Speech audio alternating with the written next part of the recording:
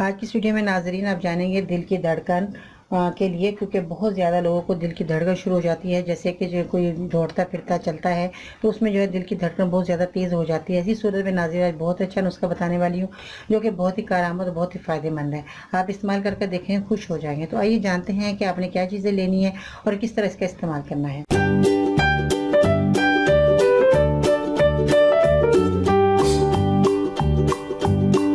अस्सलाम वालेकुम नाजरीन, मैं हूं बाजी परवीन और आप देख रहे हैं बाजी Parveen health and beauty tips. और जैसे कि मैंने बताया, दिल की धड़कन बहुत ज़्यादा लोगों की होती है। इसमें बहुत ज़्यादा लोग परेशान है बीमारी में, और मर्द भी औरत भी दोनों इस बीमारी में मुब्तला होकर बहुत ज़्यादा परेशानी उठाते हैं। तो ऐसी सूरत में आपने क्या लेना है कि दालचीनी का जो है बहुत ज़्यादा इसमें जो है बहुत ज़्यादा कारआमद ये नुस्खा रहेगा और बहुत ज़्यादा दालचीनी का जो है रिज़ल्ट अच्छा आता है।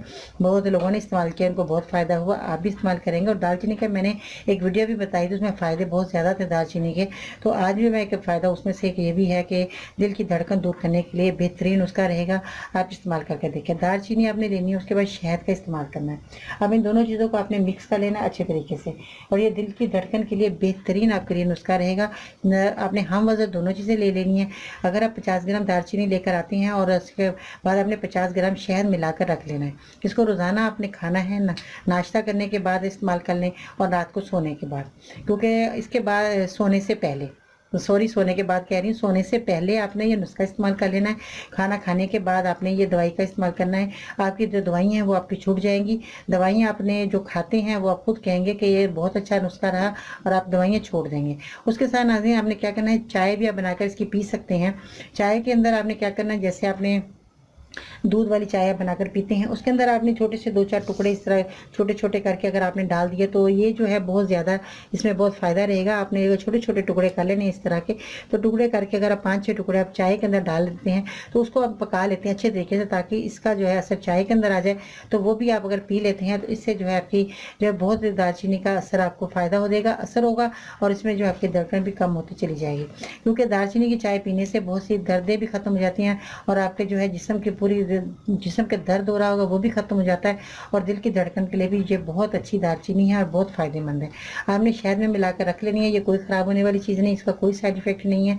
और ये तो खाने वाली चीज़ें आप जानते ही हैं कि हम खाने में इस्तेमाल रोज़ाना करते हैं, और हमारा न खाना नामुकम्मल होता है अगर हम इसके अंदर गर्म मसाले में और चीज़ें मिलाकर गर्म मसाला बनाकर पीस कर रखते हैं और अपने खाने में इस्तेमाल करते हैं, तो इससे बहुत से फ़ायदे हमें हासिल होते हैं।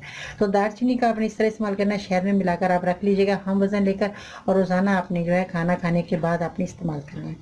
आप देखेंगे कुछ ही दिनों में आपके दिल की धड़कन जो तेज़ चल रही है वो कम हो जाएगी और नॉर्मल हो जाएगी, जिस तरह आप चाहते हैं। अगर आप तेज़ भी चलेंगे तो आपका सांस नहीं फूलेगा, आपका दिल तेज़ तेज़ से धड़केगा नहीं।